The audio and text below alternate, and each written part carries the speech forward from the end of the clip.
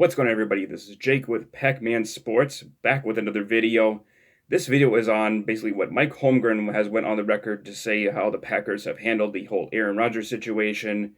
This is all stemming back from an interview he had a while back where he talked about all of this here, and this is the article where we can get some of the context of what Coach had to say on this whole situation. They didn't handle it very well, I don't think. Holmgren said Friday during a radio appearance on the Carmen and Jericho show from ESPN Chicago. It's not good, that's for sure. Holmgren said of the current relationship between Rodgers and the Packers. I can't imagine a relationship between the coach or management, whoever is making the decisions, and the starting quarterback, like getting to this point. I just can't imagine it. I wouldn't allow it. It wouldn't happen. But now it has happened. So that is the big main quote that has been put out there by a lot of people, saying that Mike Holmgren would handle the situation differently than the Packers' current organization is handling the situation now. So the reason why I'm coming on with this is because Mike Holmgren has went on to say, and he's revealing where he thinks Aaron Rodgers will play this season. Let's get into this video.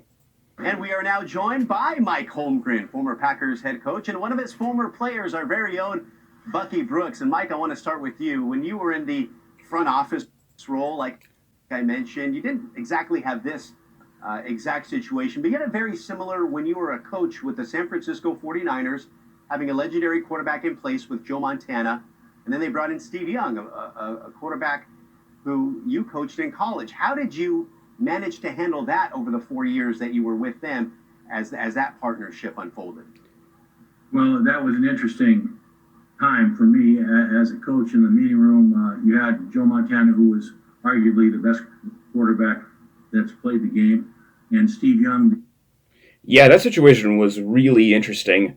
Bill Walsh decided to take a chance on a little-known quarterback from the Tampa Bay Buccaneers, Steve Young, and then he went on to become a really, really good passer for the 49ers and really, really did a great job for the 49ers, taking after Joe Montana and the legacy that he was responsible for building there with Bill Walsh and the 49ers of the 80s. It was a lot of big steps it was a big shoes to be able to fill in Steve, and he handled this whole situation with class, and he went on to take the 49ers and say, come on back, bandwagon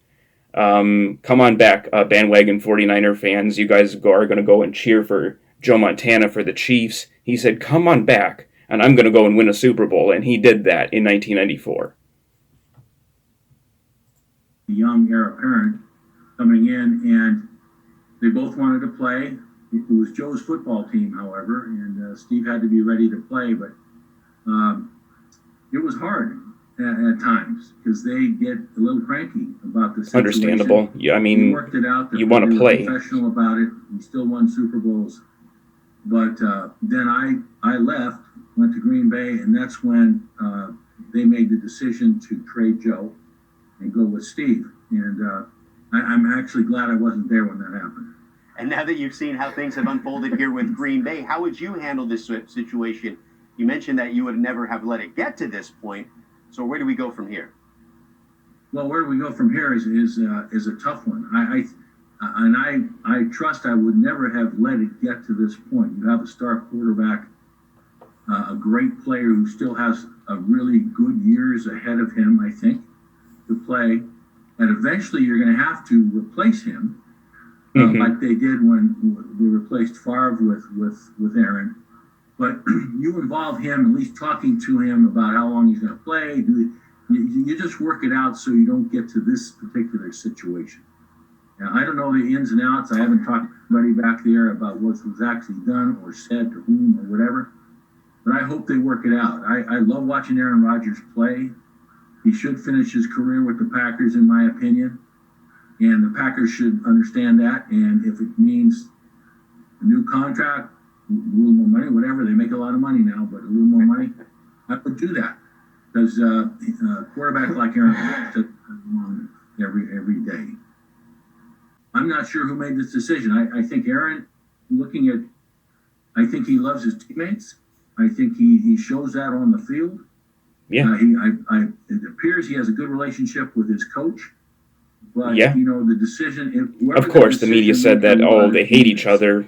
Okay, I would suggest he had to think it through just a little bit more, because if Aaron plays another 3 or 4 years, you're going to be able to draft somebody eventually to fill his shoes, I think.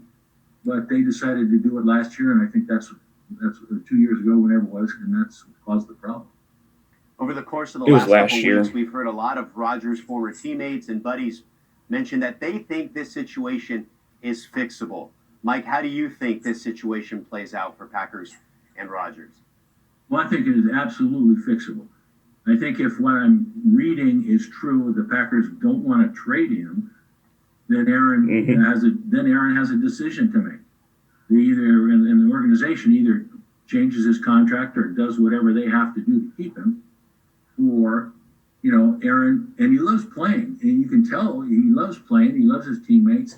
He can still play at a very, very, very high level, and I just see him playing there for the Green Bay Packers next year.